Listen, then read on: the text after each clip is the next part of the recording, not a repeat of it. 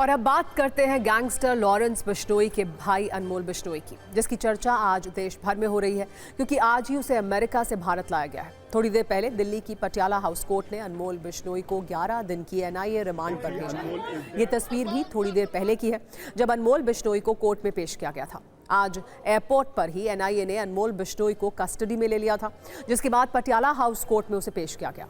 इन तस्वीरों के साथ कई सवाल हैं जिसके जवाब का इंतजार हर किसी को है, क्योंकि कई वारदात में अनमोल बिश्नोई का नाम था।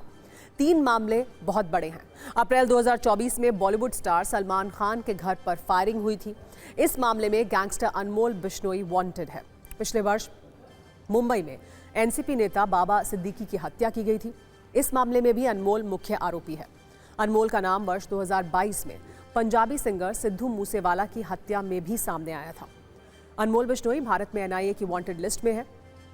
एनआईए ने उस पर 10 लाख रुपए का इनाम भी घोषित किया था।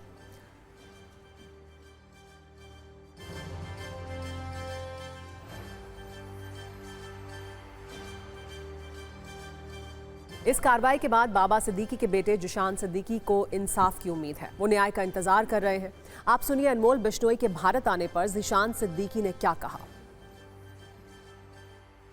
See, we are still awaiting justice, and it's been more than a year, and I feel like somewhere down the line, justice has not been served yet. But we are hoping for us to get justice. We are in the court for it, and the people who have done it are behind the jail. But who has actually asked the murder to done? Because nobody is going to do it just for their own sake. Because my father didn't have anything to do with Bishnois.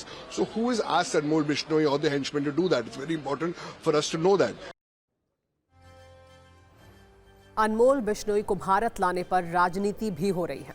आगे आपको ये भी बताएंगे कि कैसे सरकार से सवाल पूछे जा रहे हैं। पहले अनमोल बिश्नोई का एक पुराना वीडियो आपको दिखाते हैं जो वायरल हो रहा है।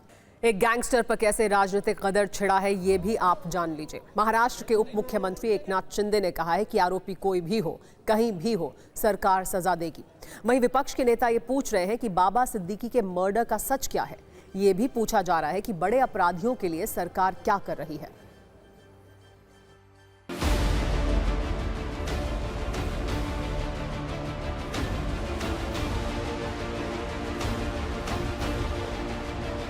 नया भारत है, इसलिए इस देश में हमारे किसी भी राज्य में ऐसी कोई भी दुर्घटना हो तो आरोपी कोई भी हो, कहीं भी हो, उसको ढूंढ कर लाने का काम सरकार करेगी। सच जो है सामने आए, सबके पता चले कि क्यों, किसके बोलने के ऊपर इन्होंने बाबा सिद्दीकी को कत्ल किया था, क्या वजह थी।